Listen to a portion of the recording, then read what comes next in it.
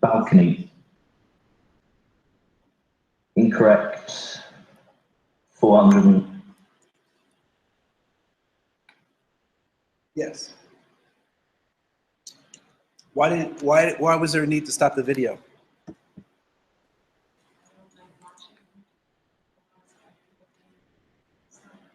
You don't like watching people cause other people pain, even if it's not real.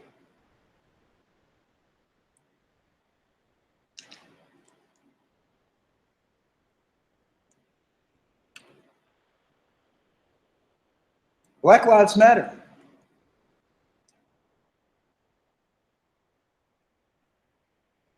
When I was a kid, it was, and I don't even know what, I don't remember reading this, but as a young adult coming up out of childhood, there was something that my friend and I, we heard about these things called snuff films. Did anybody remember hearing about those? And what was a snuff film?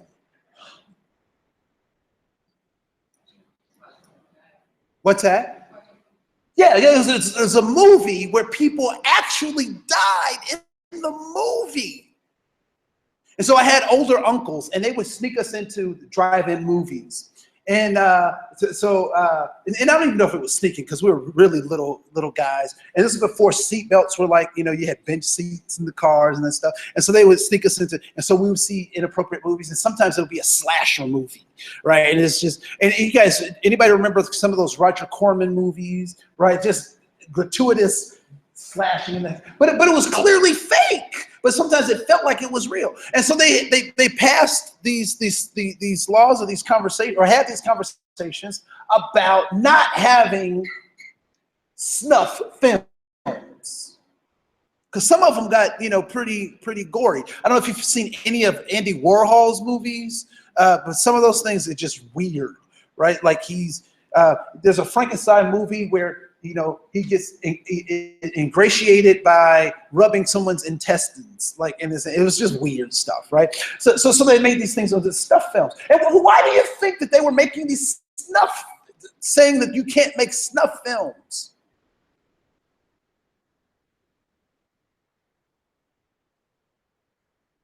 Why do you think they wanted to not make snuff films? What's that? Because it's awful. It's horrible. What else is horrible? That people were watching them, watching someone die. But I think that is very interesting that I can go on YouTube right now and see black people being shot down in snuff films, and there's no outcry. Did you know that you can't find a Prince video that is officially sent by Prince on YouTube, but I can find snuff films of black bodies on YouTube? No outcry. How can one man control the whole internet? But as a community, we can't get black bodies, deaths off YouTube. So I understand that you don't like seeing someone hurt by somebody else, but for other folks, we don't have a choice on what that looks like. So I'm sorry if this causes you harm, because this is fake. It's all fake. But all of these people in a fake situation use their privilege, their comfortability, their distance from the problem to enact harm on other people because they could not see them. So what's our responsibility for our children who are privileged? Our responsibility is to make sure they understand that their privilege comes at a price. Sometimes that price is paid by other people, or sometimes that price will be paid by them. As much as all of our students apply to Ivy League schools, not all of them are going to get there. And we got to prepare for that. We got to tell them it wasn't reverse racism. You just didn't get it because it wasn't your time to get it. It was a luck of the draw. You didn't get it. Sometimes you win, sometimes you lose. That's what we prepare our students for. We have great kids, great families, great community. And we got to tell them the truth. That sometimes you win, and sometimes you lose. Sometimes you're on top, sometimes you're not. Sometimes you get married, sometimes you get divorced. Sometimes you have great experiences, sometimes you don't. And we prepare them for all of those things. We prepare them for what we've gone through, which is being naked. Nobody likes being naked. Because being naked means that we're vulnerable. And what does it mean to be vulnerable? It means to be human. And sometimes our students, particularly in schools like ours, in schools like this, they get buffered by things that don't allow them to have those experiences of what it means to be human. But this little experiment, people continue to buzz and fictitiously hurt other people because they didn't have to see them. It always, I think it's really interesting that people who can't fight will flip you off. You ever notice that? You drive and they flip you off. You're like, you can't even fight. I know you can. You know, if I had to pull over and we had to, you couldn't even handle it, right? Stanley Milgram was really concerned because he was trying to figure out how do good people do evil and dastardly things, and guess how they do them? Through compliance, through silence, through being on the farm, thinking that because I'm a chicken with privileges, I'm not going to be served up. But it can happen to any of us unless we choose to operate outside of that system and empower ourselves with some real knowledge. So what I'm about and how do we do that? probably... We do that with these three things. This is what we teach our kids. Eros. We teach them how to love people. What does eros mean? Eros. The root word for eros is the same for erotic. So the three types of love, eros is the first, and erotic love means to ingratiate oneself. And when I have erotic love with someone else, what does that mean? I do it because it feels good. But what happens when it no longer feels good? What happens?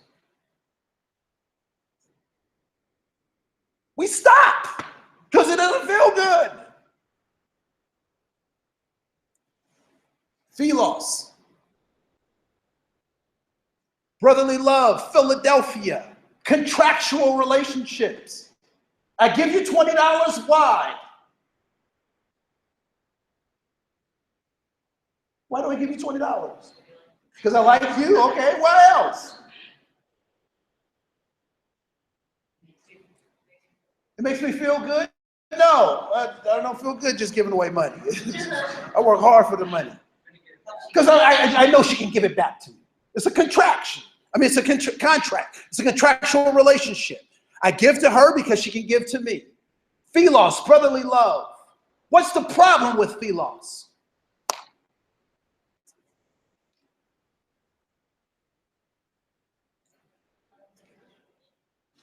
Yeah, it's conditional. It was so funny. During marriage counseling, our pastor asked us this question. He said, why do you love your wife? Or why do you love your husband? And people gave answers, you know, because she can cook, she looks good, he's strong, he can do this, you know, all this kind of stuff. And my pastor just shook his head. He just laughed to himself. He was like, you poor fools. And we're like, what are you talking about? He said, you should love your spouse for no reason. And that really puzzled us. We're like, what are you talking about? Love them for no reason. What happens when the reason runs out? What happens when they don't meet your reason? Philos. He said, love them for no reason. He said, agape. Love them because they exist. One of the things that you know, as we work with our students, particularly this freshman class, and you know, powers be willing, I like to see them grow. I like to grow with them. But seeing this freshman class get to a point that they do service not because they have a reason, but because it's the thing to do. It's because that's who we are. We do these things because that's who we are. Because if I'm looking for something in return, I'll always have a reason not to do a thing. But we want to encourage our students to love and act in that love because that's who we are. I think I have one more thing I wanted to just share. And that's this idea that dignity and honor being human. Dignity is something that we can give and something that we can have.